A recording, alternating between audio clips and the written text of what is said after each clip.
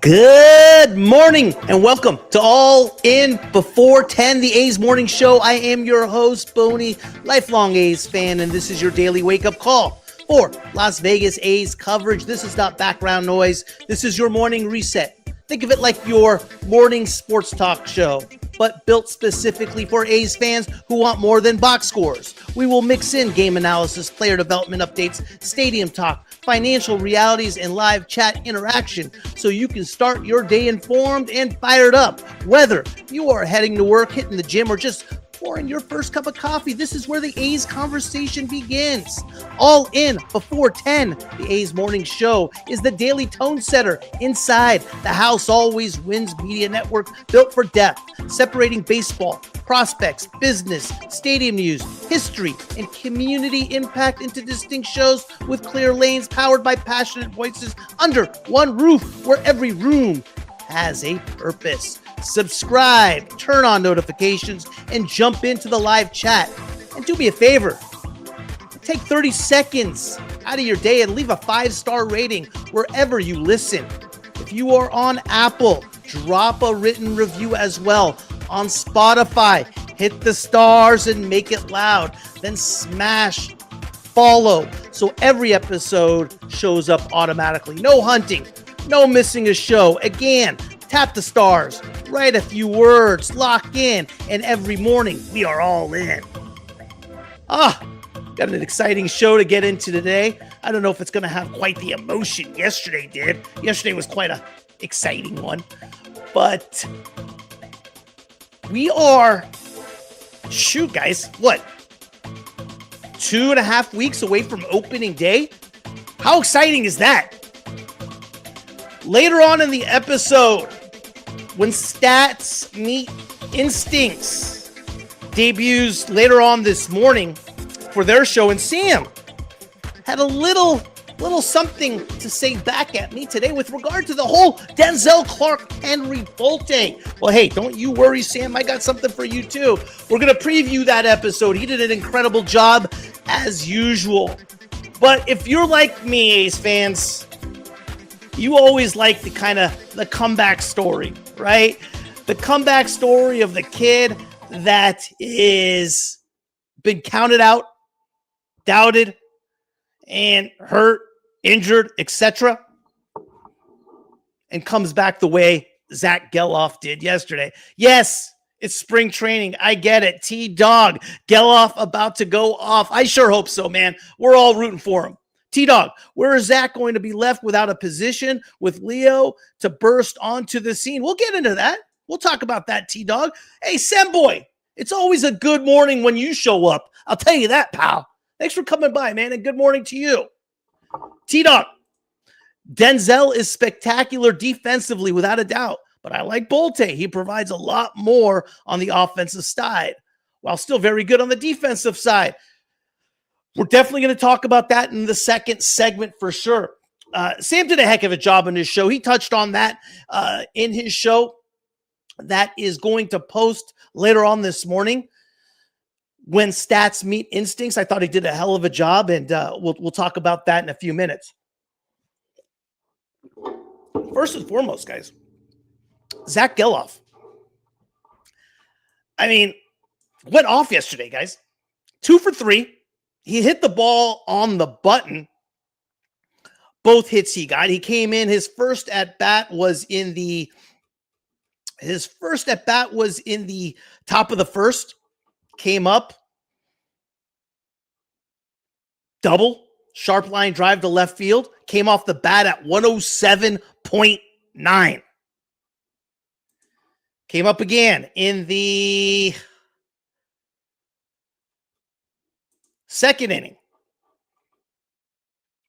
Single, 97.2 off the bat. Excuse me, in the third inning, 97.2 off the bat. He DH'd yesterday. He looked good. He looked really good. His third at bat, unfortunately, his third at bat, he flew out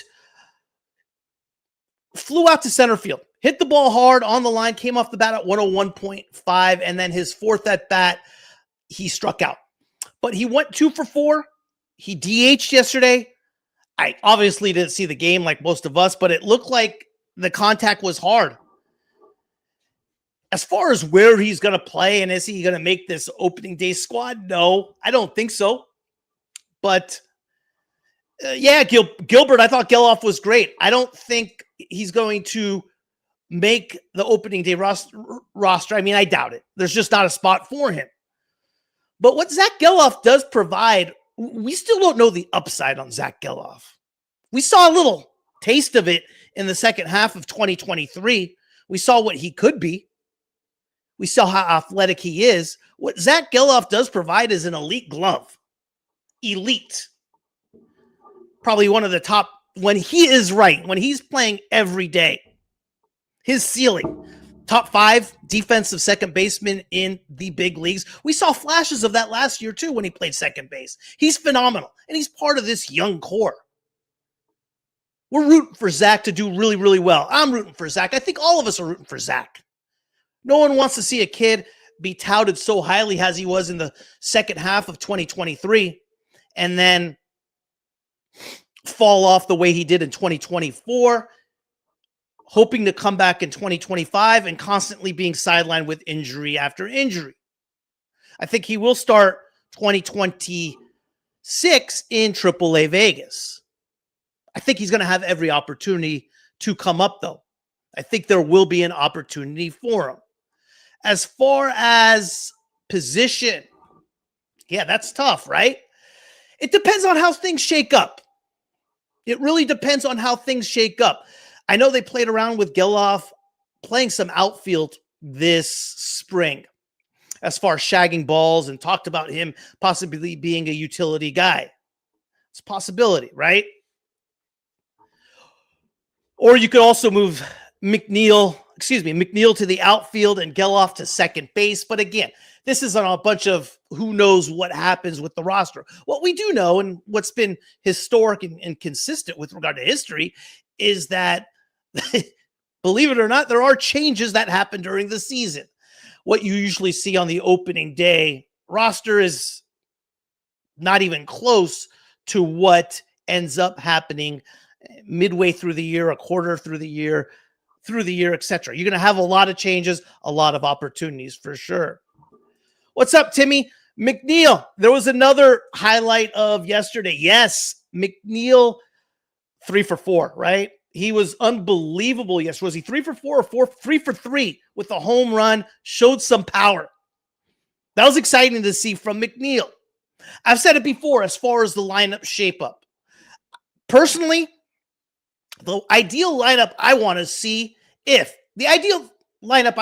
first and foremost is Lawrence Butler in the leadoff spot. But if it's the Lawrence Butler we saw in the second half of 2024, which is a big, big if.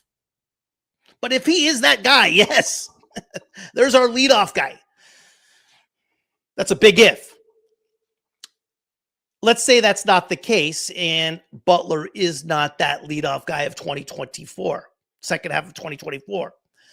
I would like to see Jeff McNeil lead off against right-handers, and I would like to see Jacob Wilson lead off against left-handers. That's my personal opinion. I then would like to go Rooker second, which was his most successful place in the lineup in the second half. When Rooker went off in the second half of 2024, you got to remember what set the stage for second half of 2024. First of all, those guys hit off the planet. There was 3 great players on that offensive side of the ball when you're talking about the second half of 2024. And it started with the 9-hole, to believe it or not. It started with Max Schumann. Max Schumann was unbelievable in the second half of 2024. And he rolled the lineup over to 1. And Butler was obviously on fire. Rooker was in a different planet as well in the second half of 2024. And so forth. So ideally, what I would like to see, my personal lineup, this is probably not going to be the case, but McNeil against right-handers leading off, Rooker batting second, Kurtz third, Langoliers fourth, Soderstrom fifth, so forth. You could kind of go down the line. Wilson sixth, maybe. What else do we got out there? Butler seventh, depending on exactly how the rest of the lineup shapes up. I think you guys know where I'm getting at with it. And you could do a bunch of different things when you're talking about Kurtz, Langoliers, Rooker, Soderstrom. You could mix them anywhere in the middle of the lineup and you're going to be fine. I think they're so darn interchangeable. But yes, Timmy, it was really, really nice to see McNeil do what he did yesterday. I like McNeil. He's hitting 368 with a 1057 OPS. You know what kind of glove he brings? Both at second. He can be moved to the outfield. I think he's going to hit for some power too in Sacramento. I think he's going to be hit for some power. He had a lot of balls last year in New York, which is a pitcher's friendly park. Die at that track. Those things would be on the freaking burn if it was in Sacramento. So, I think he's going to be great this year. I think he's going to have a big year for sure. I want to get to the Henry Bolte, Denzel Clarke discussion. Sam, the host of When Stat Meets Instincts, did his episode, recorded his episode last night. I got a sneak peek of it, and it's going to be out later on today. Did a great job. I want to show you a preview of that episode, and I have some comments about it when we come back. So stick around. Here is a preview episode of When Stats Meet Instincts that we'll post later on today. Have a guy that is this elite defensively, I think it is important to give him opportunities to be successful offensively, right? And I am going to weigh the end of the regular season that he played last year a lot more than I'm going to weigh anything anyone does in spring training, because spring training is the highest variance time of year. You are facing a bunch of different pitchers. Some guys are facing good pitchers. Some guys are facing bad pitchers, right? The teams aren't scouting the minor leaguers that are in camp that much. They, one, don't want to give away how they're going to get them out when they get to the big leagues. And two, you don't have time to study all these guys, and pitchers are more working on what they want to work on rather than what they think is going to get the hitter out. And so what you get is when you have like flawed hitters that aren't pitched in a way that they're going to be pitched during the regular season, it doesn't expose their flaws.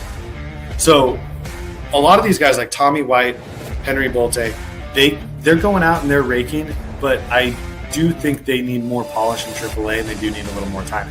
And the thing is too, when I get heated about these things, the thought that pops in my head is like, hey, if Henry Bolte is this guy, he's not going to be in the minor leagues for very long. He's going to prove it really, really quickly, and he's going to be in the major league.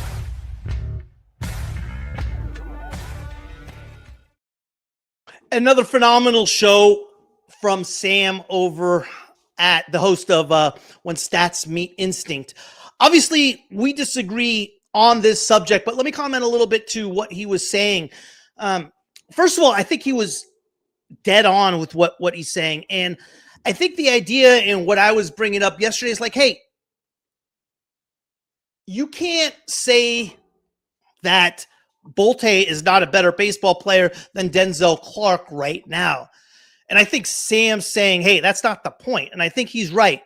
You could make an argument. You could talk to 100 people out there and 50 of them say, hey, Henry Bolte is better than Denzel Clarke, and Denzel Clarke is better than, this glare's killing me. Denzel Clarke is better than Henry Bolte. And I don't think you could really have an argument either way. You have your opinion based on what he is saying. Now, where Sam is right as far as the roster makeup. The roster is built defensively. One thing we know for sure. We know for sure unequivocally that Denzel Clarke is a better defensive player. That goes without saying. Denzel Clarke is the best defensive baseball player on the planet. I think we could all safely agree on that. Can we unequivocally say that Henry Bolte is a better hitter than Denzel Clarke? No, we can't. It may be your opinion, and it's going to be hard pressed to say that. My argument mostly comes from a culture standpoint as far as an organization. I feel as this team is re-identifying itself, how young it is, it needs to have the attitude of like, hey, nothing is given. You have to earn it. Now, with that being said, is that my opinion? And should my opinion based on culture, something that should be adopted by an organization or considered correct or considered right? Absolutely not. So in essence, yeah, Sam's right in what he's talking about with regard to Denzel Clarke. We're looking at it from two different point of views. He's looking at more in what he has a history of doing and what his show is based on as far as coaching, right? History, roster makeup, and what Denzel Clarke has done in the past. And yes, he's correct in what he's saying as far as the competition level that is in AAA. He's right on in saying that in spring training. He's absolutely correct. I'm looking at it from a fan's point of view, right? What's the greatest thing about being a fan? We're 100% right after the fact. Where the fan's point of view is basically more on, hey, especially in baseball, right? Things are constantly changing. Every day there's a different result, a different storyline, which makes it so awesome. We're like, hey, I like Henry Bolte. The A's are young. They're having a new identity. Everything that takes place in spring training, jobs that should be given out should be earned. I feel that. That's my opinion, right? But I can afford to make those statements in the seat I'm saying because it has no consequence. If I'm wrong, I'll talk about the next thing. And I've been wrong a lot, guys. So it doesn't matter if you're running at about like 15, 20% right or wrong. You could keep on saying it. I don't think what I was saying, and I think Sam would agree with it, Henry Bolte is a better baseball player now. You could make that argument either way. You could say Denzel's better or Henry's better. The position I'm taking is like, hey, everything that is given should be earned. That is opinion. Simple as that. He's looking at more of a roster makeup. I think he was right in what he said. Denzel Clarke should be given every opportunity to succeed. With how elite he is defensively, he should be given every opportunity to succeed. I agree with him. I agree with him in that matter. Do I necessarily think that the lineup is better? Our team is better with Denzel Clarke in the lineup versus Henry Bolte? I don't. Do I have anything to base that on? No, I don't. That's simply fan speculation, which is the problem with fans, which is the great part about fans as well. So, yeah, he was dead on. It is another great episode by Sam. It should post around 10 o'clock. He talks about, he breaks down Saturday, Sunday. Timmy talked about a little bit on his show on Habit Hunter on Sunday. Best 24 hours in spring training history for the A's. Maybe. I mean, it's in the conversation for sure. What happened in the 24 hours. But this glare. No question about it. He has his top 10 players that he put in the 24 hours. He rates from 10 to 1 who he felt the top 10 players were in the 24 hours of the weekend, which I thought was awesome. Now, granted, he put his buddy in Denzel Clarke at number 4. I said, Sam, how do you have Denzel Clarke at 4 when he didn't play? So, Booney, you're looking at it all the wrong way. You got to account for the plays he would have made if he was there. Therefore, I have him at 4. But no, I'm just kidding. He didn't have him at 4. He might have. No. But check that episode out later on today at 10 o'clock on YouTube. It will be posted. Unbelievable job he did. Another episode that's dropping later on tonight. We have a 3rd installment of The Climb. Ben and Mike are back with some more stories from spring training. Why did they didn't get drafted? Bus rides, getting tossed out of games from umpires, etc. That's another fun episode that will air later on this afternoon. Hey, All on Green comes back tomorrow. Are you kidding me? Rob and Stud. I can't wait for that one, guys. But there's some great shows coming on. Make sure you check them out. It's definitely a good time, and we definitely have some good things going on here. I apologize for this glare that is going on my screen right now. With regard to the A's improved their record to 7-10 yesterday. They're more than halfway done with the season. What do they got today, guys? They got as far as today. First of all, are they going to be on TV? I'd love to see them be on TV. The A's have White Sox. Jeffrey Springs on the hill needs a bounce back performance without a doubt. Okay, let's see. T-Dog. If they don't feel comfortable putting Butler as leadoff, maybe they need to deal him, bring Bolte up to the leadoff man. I think Butler needs another opportunity too, D-Dog, right? If Butler's producing, if Butler's hitting, yeah, he's going to get an opportunity at that leadoff spot. No question about it. We got to see what Butler is. He still hasn't made his first outing in spring training, which I'm sure we expect to see any day now. Vegas A's 2028. Denzel is spectacular at center field. No question. No question.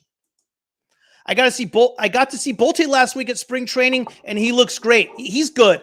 22 years old, 2022, second round pick out of high school, Palo Alto High School. Probably about 15 minutes for where I'm currently at right now. He is spectacular. No question about it. A ton of natural power at the plate, and he's showing it. He's hitting 444. Jeffrey Springs on the hill today against the White Sox. We need an outing out of Jeffrey Springs. Is Jack Perkins worrying you guys a little bit? Jack Perkins' issue's been walks. His stuff is there. His stuff plays. Looks like the lineup is out. And shocker, Kurtz is leading off. It looks like the more and more, and hearing Kurt and Kotze say in the news, he's going to go with Kurtz in the leadoff spot. I don't like the idea of Kurtz in the leadoff spot, and I don't like it more that he doesn't have a good history of hitting well in the leadoff spot. Everywhere else, he's banging around 3-something, whether it's third or fourth or between 315 and 360, I believe. But in the leadoff spot, he's like 240. Anyway. T-Dog, next TV for the A's is on the 13th for the Padres. Appreciate that information. Here's today's lineup, guys. Kurtz leading off. Langoliers batting second at DH. Soderstrom batting third and left. Rooker and right batting fourth. Wilson batting fifth. That's short. McNeil batting sixth. Austin Wynns batting seventh. Ibanez is looking great. Bolte playing center field today. Batting ninth. Back in the lineup. So should be interesting to what he brings. Jack Perkins, yeah. Jack Perkins can't walk, guys. Jack Perkins has, if you watch his starts, if you watch his outings, it seems like one guy he's always facing is getting some soft base hit to start the inning. And then it goes south from there. Then he walks a couple guys and someone hits a blast or hits a hard hit ball and he's given up a couple runs. And it turns into a bad outing. He's definitely had to work through the kinks. I don't think this defines who Jack Perkins is by any means. But we definitely have to see more from Jack Perkins as we make our halfway point through the season. And as far as that fit, Jacob Lopez had a rough one too over the weekend, guys. We didn't really get into that as well. First start in spring training. Again, a lot of these guys are working on things. But sure, it shows you that pitching was a concern in the offseason. That hasn't gone away. That being said, hey, the A's were 17 and 15 last year in spring training. It doesn't mean a whole lot. It means, near zero. The biggest thing you're worried about in spring training is the togetherness and these guys coming together, which I think they're doing. I think it's a good group of guys. Darell Hernaiz, we talked a little bit about yesterday, is tearing it up in the WBC. And another thing Sam touched on in his show is the level of competitiveness these guys are playing at in the WBC that you can't simulate in spring training. Let's see what these guys actually did yesterday. Let me give you an update on who did what. Let me pull up the score here. It was Cuba, Puerto Rico. Puerto Rico won the game 4-1. Cortez went 1 for 3 with an RBI. Hernaiz went 1 for 4. Hernaiz hitting 308. Cortez hitting 250.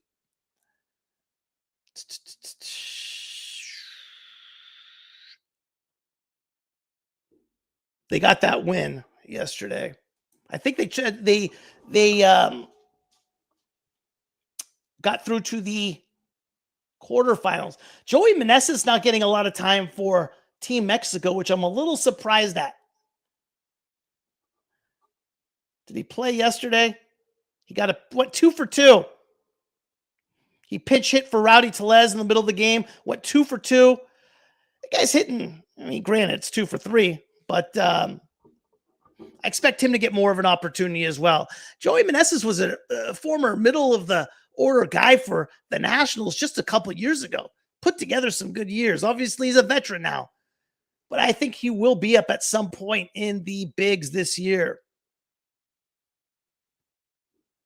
Colombia, Panama. Yeah, that's it for A's guys, I believe. I believe there was a couple other ones that went yesterday, but Severino's look good so far this spring as well in the WBC. So it's definitely an exciting time. Guys, we're almost there, man. The A's tee it up in what? 18 days from now?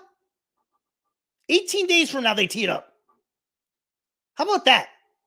Against the Blue Jays in Toronto.